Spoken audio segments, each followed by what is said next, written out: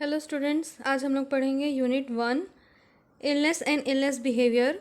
Continue करेंगे हम लोग अपना यूनिट 1 को। तो पहले आज हम लोग पढ़ेंगे इलनेस और इलनेस बिहेवियर। तो सबसे पहले देखते हैं हम लोग कि इलनेस क्या होता है। An illness is a response of the person to disease. It is an abnormal process in which person's level of functioning is changed when compare with the previous level. ठीक है, इलनेस क्या होता है? एक ऐसा रिस्पॉन्स रहता है person का, कोई भी पर्सन का एक ऐसा रिस्पॉन्स रहता है डिसीज़ का। ठीक है,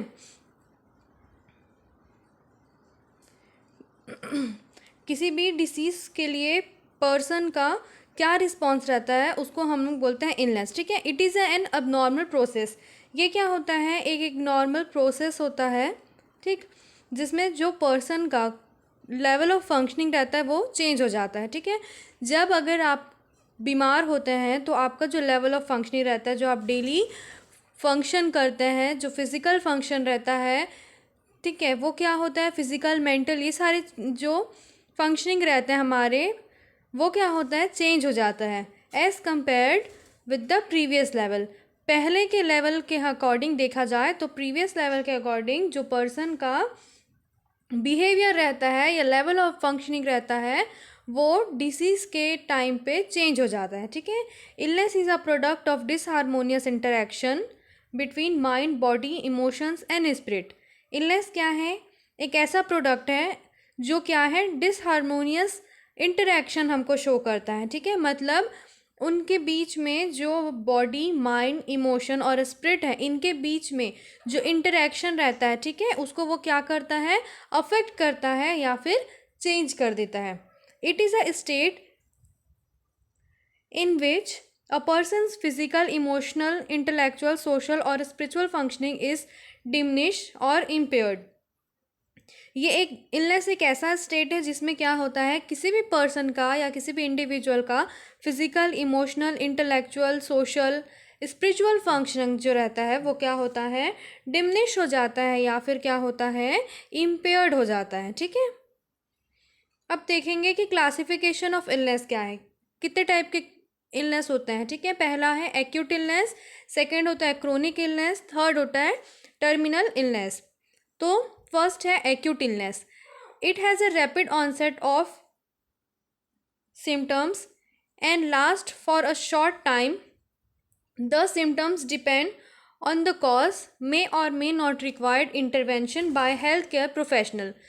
ये जो रहता है एक्यूट इलनेस जो रहता है वो क्या रहता है? रैपिड ऑनसेट रहता है, मीन्स ये तुरंत हो जाता है, इसमें ज़्यादा टाइम नहीं लगता। इसका जो साइन और सिम्टम्स रहता है वो ऑनसेट रहता है। ठीक है, और ये जो रहता है वो क्या रहता है? एक्यूट इलनेस जो रहता है वो शॉर्ट पीरियड ऑफ टाइम के लिए रहता है। The symptoms depend on the cause. ये जो सिम्टम्स रहते हैं वो डिपेंड करता है कि किस कारण इलनेस कॉज किया है। ठीक है, जो भी सिम्टम्स हमको शो करता है वो डिपेंड करता है कि कौन से कॉज के वजह से इलनेस हमको हो रहा है। इसमें क्या रहता है? कभी कभी एक्यूट इलनेस में हमको इंटरवेंशन मीन्स हमको ट्रीटमेंट की ज़रूरत पड़ती है, या फिर कभी कभी होता है कि हमको उसमें ट्रीटमेंट या फिर कोई भी इंटरवेंशन की ज़रूरत नहीं पड़ती बाय हेल्थ केयर प्रोफेशनल्स। ठीक है, some acute illness are serious and life threatening, it may be for few days or a week. जो एक्यूट इलनेस रहता है वो कभी कभी सीरियस रहता है और लाइफ थ्रेटनिंग कंडीशन हो जाता है, मीन्स वो कभी ठीक ही नहीं होता और वो कंटिन्यू चलते ही रहता है। ठीक है, ये एक्यूट इलनेस जो रहता है वो क्या रहता है? फ्यू डेज से वीक तक होने का चांसेस रहता है। ठीक है, इसका जो टाइम पीरियड रहता है वो फ्यू डेज, कुछ दिनों के लिए रहता है या फिर वीक तक रहता है। ठीक है, फिर क्रोनिक इलनेस, सेकेंड है chronic illness. It is one that last for an extended period, usually 6 month और अ लॉन्गर। ये जो रहता है क्रोनिक इलनेस जो रहता है वो यूजुअली क्या है? लंबे समय तक का रहता है, जो एक्सटेंडेड पीरियड रहता है ये, जो कि यूजुअली 6 मंथ से लेके या फिर 6 मंथ से ज़्यादा भी होता है। ठीक है, it encompasses many different physical and mental alteration in health. जो क्रोनिक इलनेस रहता है वो क्या करता है? बहुत सारे फिजिकल और मेंटल अल्ट्रेशन लेके आता है हमारे हेल्थ में। ठीक है, it it is caused by alteration in normal anatomy and physiology and require a long period of care, rehabilitation and patient education। ठीक है, ये इसमें जो कॉज रहता है वो क्या करता है, अल्ट्रेशन कर देता है हमारा जो नॉर्मल एनाटॉमी या फिजियोलॉजिकल रहता है, जो भी हमारा उसमें क्या करता है वो अल्ट्रेशन लेके आ जाता है। और इसमें क्या रिक्वायर रहता है, लॉन्ग पीरियड ऑफ केयर, इसमें ज़्यादा समय का केयर हमको उनको देना रहता है। और क्या करता है, रिहैबिलिटेशन और पेशेंट को एजुकेशन हम लोग को प्रोवाइड करना रहता है। ठीक है, जो एग्जाम्पल है क्रोनिक इलनेस का वो क्या होता है, क्रोनिक इलनेस के एग्जाम्पल क्या क्या है, arthritis, lung disease, heart disease, diabetes, ये सारे क्या होते हैं, एक एग्जाम्पल है क्रोनिक इलनेस के। ठीक है, chronic illness have slow onset, chronic illness जो रहता है वो क्या रहता है, स्लो उसका प्रोग्रेस रहता है। ठीक है, वो धीरे धीरे या फिर जो एक्यूट कंडीशन में हम लोग उसको ट्रीट नहीं किए रहते वो क्या हो जाता है, क्रोनिक इलनेस में चला जाता है। ठीक है, थर्ड होता है terminal illness. Terminal illness or end stage disease is a disease that can not be cure or adequately treated and is reasonable expected to result in the death of the patient. जो terminal illness रहता है उसको हम लोग and stage disease भी बोलते हैं। ठीक है, ये जो डिसीज़ रहता है या ये जो स्टेज रहता है उसमें क्या रहता है, ये ट्रीटेड नहीं हो सकता। ठीक है, इसको हम लोग क्योर नहीं कर सकते। और ये क्या करता है, कभी कभी जब इसको हम लोग ये क्योर नहीं हो सकता, इसका कोई ट्रीटमेंट नहीं है, तो वो क्या करता है, रिजल्ट कॉज करता है किसमें, डेथ ऑफ द पेशेंट में भी। ठीक है, और terminal illness is an infection or disease which consider ultimately fatal or curable. जो टर्मिनल इलनेस है वो क्या रहता है, एक टाइप का इन्फेक्शन है या डिसीज़ है जिसको हम लोग क्या कर सकते हैं, ये फैटल रहता है या फिर इनक्योरेबल रहता है, इसको हम लोग ट्रीट नहीं कर सकते। ठीक है, अब हम लोग देखेंगे कि इलनेस बिहेवियर क्या होता है। ठीक है, illness behaviour is a complex process. Illness behaviour क्या है, एक कॉम्प्लेक्स प्रोसेस है। It involve the way person monitor their bodies, define and interpret the symptoms, take remedial measures and use health care service. ठीक है, illness behaviour क्या है, ये एक टाइप का कॉम्प्लेक्स प्रोसेस है।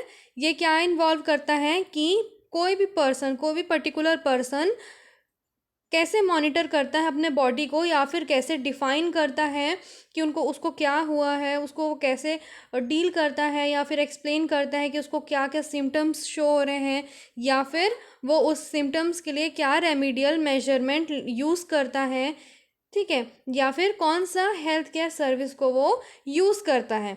ठीक है, ये रहता है इलनेस बिहेवियर। मतलब अगर आपको कुछ आपके बॉडी में कोई चेंजेस आ रहे हैं तो कोई भी इंडिविजुअल क्या है अपने बॉडी में उस चीज़ को मॉनिटर कर सकता है या फिर डिटेक्ट कर सकता है कि उसको क्या हुआ है। फिर वो साइन और सिम्टम्स जो है वो उसको क्या करेगा, एक्सप्लेन करेगा कि क्या उसको साइन और सिम्टम्स हो रहा है, या फिर कौन से हमको रेमेडियल लेना चाहिए जिससे जो भी हमारा साइन और सिम्टम्स है वो कंट्रोल में आएगा। या फिर कभी कभी हम लोग क्या करते हैं, उसके लिए हेल्थ केयर सर्विसेज भी लेते हैं। ठीक है, तो ये क्या आता है, इलनेस बिहेवियर के अंदर आता है। फिर stages of illness behaviour, the people generally pass through 5 stage of illness behaviour. 5 stage होता है इलनेस बिहेवियर का। पहला होता है symptoms experience. It is the first stage in which a person come to believe that something is wrong. Patient can experience pain, rash, cough, fever. At the end of this stage, he is able to make the decision that it is a symptoms of an illness. It include physical symptoms, cognitive aspects, emotional response।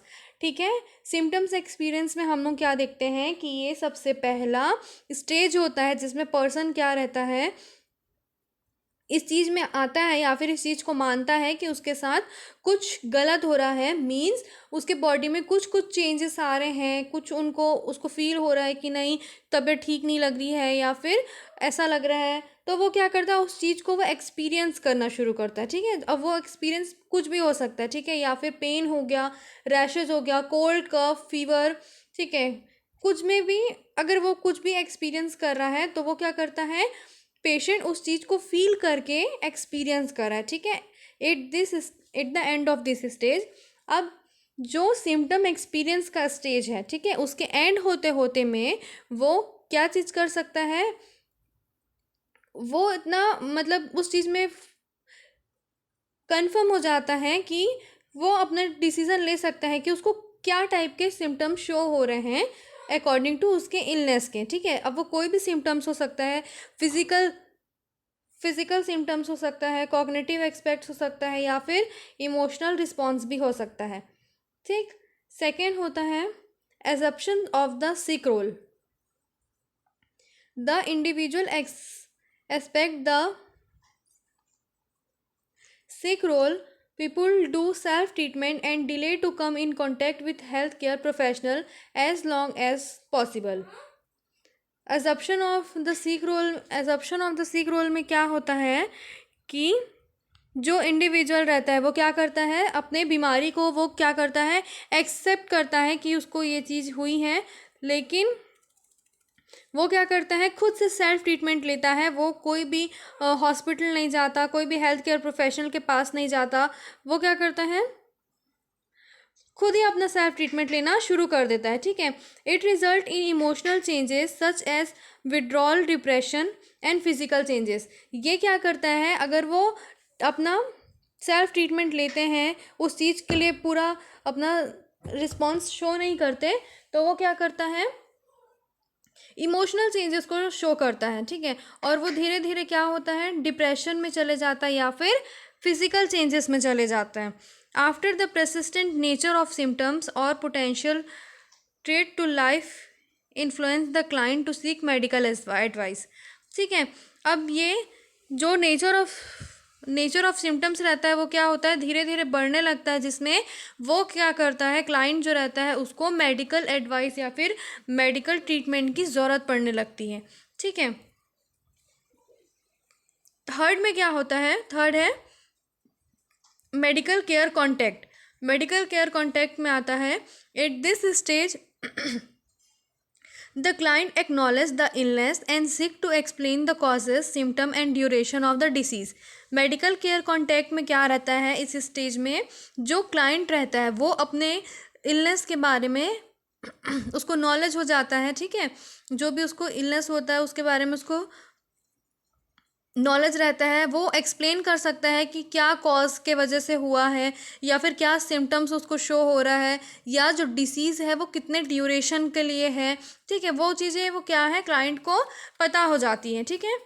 The health professional में determine that the client has an illness और not. जो health professional रहते हैं, health care professional रहते हैं, वो क्या determine करते हैं कि क्लाइंट को इलनेस है या फिर नहीं है। After knowing some clients seek medical treatment but others start denying the diagnosis, ठीक है। जब वो मेडिकल केयर के कांटेक्ट में आते हैं तो मेडिकल जो प्रोफेशनल हेल्थ प्रोफेशनल रहते हैं वो क्या करते हैं, उनको एक्सप्लेन करते हैं जो भी उनका कंडीशन रहता है या जो भी उनको डिसीज़ है, कैसा कॉजेसन है, ये सब वो उनको एक्सप्लेन करते हैं। तो कुछ क्लाइंट क्या करते हैं, इस चीज़ को जान के वो अपना ट्रीटमेंट को लेते हैं, उनसे ट्रीटमेंट को कंटिन्यू करते हैं। पर कुछ जो रहते हैं वो क्या करते हैं, जो डायग्नोसिस रहता है, जो फाइंडिंग रहता है, वो उस चीज़ को नहीं मानते हैं, ठीक है। फोर्थ होता है assuming a dependent role. This stage is characterised by the patient's decision to accept the diagnosis and follow the prescribed treatment plan, ठीक है। इसमें क्या रहता है, ये स्टेज में रहता है जो इसमें पेशेंट क्या करता है, अपना डिसीज़न लेता है कि, और डिसीज़न लेके वो क्या करता है, जो भी उसका डायग्नोसिस रहता है, जो भी फाइंडिंग रहता है, उसको क्या करता है, वो एक्सेप्ट करता है और फॉलो करता है जो भी उसका प्रिस्क्राइब्ड ट्रीटमेंट प्लान रहता है। एग्जाम्पल, अगर किसी पेशेंट को कोई हाइपरटेंशन पेशेंट है, उसको हम एक्सप्लेन कर रहे हैं कि उनका कंडीशन कैसा है, तो कोई पेशेंट ऐसे रहते हैं जो क्या करेंगे, उस चीज़ को फॉलो करेंगे। अगर हम उनको एडवाइस कर रहे हैं कि आपको सॉल्ट नहीं लेना है, आपको फैट डाइट नहीं लेना है, ठीक है, तो ये सारी चीज़ें हम उनको बता रहे हैं कि आपको फिज़िकल एक्टिविटी करना है, आपको अपना डाइट मेंटेन करना है। तो अगर हम ये सब चीज़ों को बता रहे हैं तो कई लोग क्या करेंगे, इस चीज़ को फॉलो करेंगे, लेकिन जो कई रहेंगे वो क्या करेंगे, इस चीज़ को फॉलो नहीं करेंगे। वो ना अपने डाइटरी पैटर्न को सुधारेंगे, ना वो स्ट्रेस मैनेजमेंट करेंगे, तो वो क्या करेंगे, इस चीज़ को डिनाइल करते हुए जाएंगे। ठीक है। Other prefer that the physician start the treatment and do not want additional information. ठीक है, कुछ लोग क्या करते हैं, डिपेंडेंट रोल जो रहता है उसमें उसमें क्या रहता है कि कुछ पीपल जो रहते हैं वो क्या करते हैं, अपने जो भी डिसीज़ रहता है उसके बारे में वो इन्फॉर्मेशन लेना चाहते हैं, और क्या करते हैं, जो ट्रीटमेंट कॉस्ट रहता है उसके बारे में भी वो जानना चाहते हैं। ठीक है।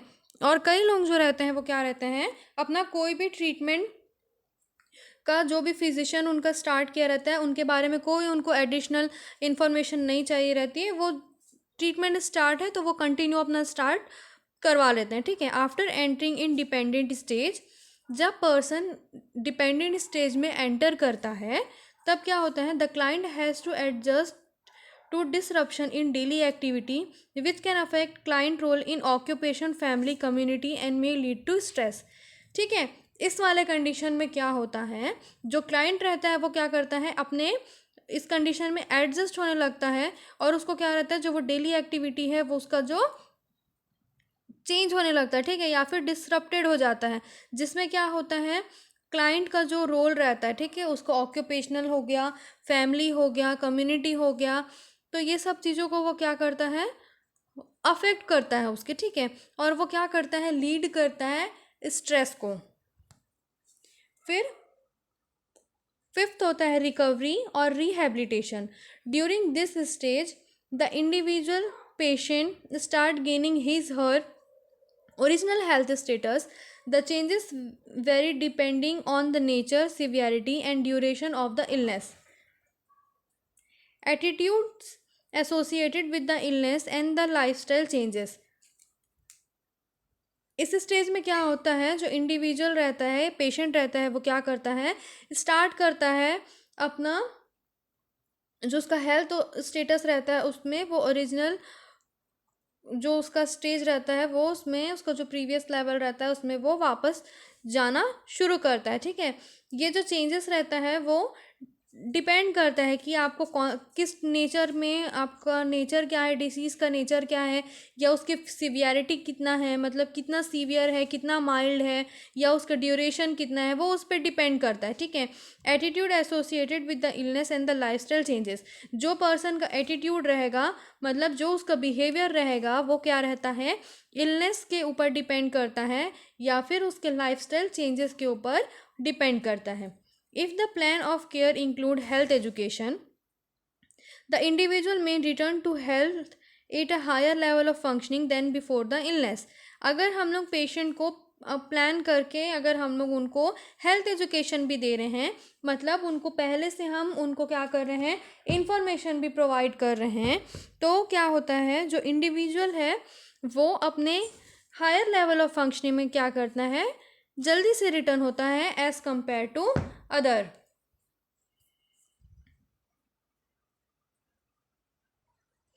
Impact of illness on patient and family. Next हम लोग देखेंगे कि इम्पैक्ट ऑफ इलनेस का क्या इम्पैक्ट होता है पेशेंट के और उनके फैमिली में। ठीक है। तो पहला है behaviour changes.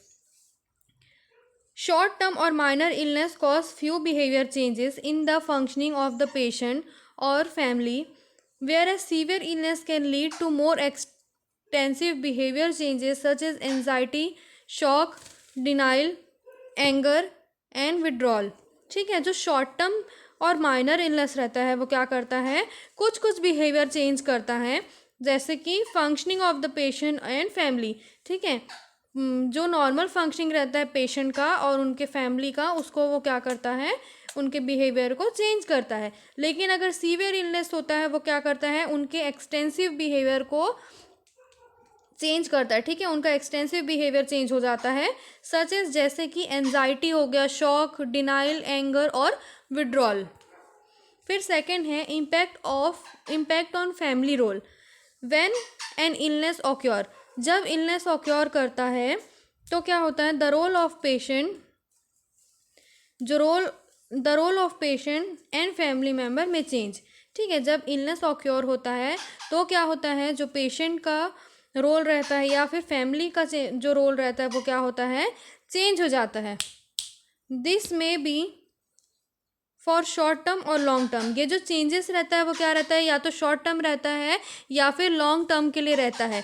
During illness family member alter their life style and take on some of the role. जो ड्यूरिंग इलनेस क्या होता है, फैमिली मेम्बर्स जो रहते हैं वो क्या करते हैं, उनका लाइफ स्टाइल चेंज हो जाता है। और क्या होता है, जो उनका रोल रहता है, फंक्शनिंग रोल रहता है जो, वो भी क्या होता है, इल पर्सन के लिए चेंज हो जाता है। ठीक है, which in term affect their own role performance. जो क्या करता है, उनका रोल परफॉर्मेंस को भी चेंज कर देता है। नेक्स्ट है impact on body image. The illness affect the physical appearance of the patient. जो इलनेस रहता है वो क्या करता है, अफेक्ट करता है जो फिजिकल अपीयरेंस रहता है किसी भी इंडिविजुअल का, उसको वो क्या करता है, चेंज कर देता है। ठीक है, द क्लाइंट एंड फैमिली में show maladaptive behaviour to the change image. जो क्लाइंट और फैमिली रहते हैं, ठीक है, वो क्या करते हैं, शो करते हैं माल एडेप्टिव बिहेवियर को, ऐसा बिहेवियर जो क्या है, एडजस्ट नहीं कर सकते या फिर उस चीज़ को अपना नहीं सकते। ठीक है, उस चीज़ को वो लोग शो करते हैं। The reaction will depend upon the severity and extend to which physical character of the patient are affected by illness. ठीक है, ये जो रिएक्शन है वो क्या रहता है, डिपेंड करता है सिवियरिटी पे या फिर extend to which the physical character of the patient are affected by illness, या फिर कुछ भी जो भी अफेक्ट हुआ है पर्सन का, ठीक है, इलनेस के कारण, उसकी वजह से क्या होता है, वो जो भी फिजिकल जो उसका कैरेक्टरिस्टिक चेंज हो जाता है उसको वो क्या रहता है, डिपेंड करता है उसके सिवियरिटी के ऊपर। ठीक, फोर्थ है impact on self concept. Patient is living a restricted life and experiencing social isolation. Slowly the individual with illness feel devalue self and feeling of sorrow, fear, anger or frustration are constantly present or periodically overwhelming। ठीक है, impact of self concept में क्या होता है, जो patient रहता है वो क्या रहता है, कैसे जो पेशेंट रहता है वो कैसे लीव करता है, रिस्ट्रिक्टेड लाइफ को लीव करता है। ठीक है, वो कैसा लाइफ बिताना शुरू करता है, एक रेस्ट्रिक्टेड लाइफ जीता है। ठीक है, और क्या करता है, वो एक्सपीरियंस करने लगता है, सोशल आइसोलेशन को वो एक्सपीरियंस करता है। Slowly the individual will feel devalued self.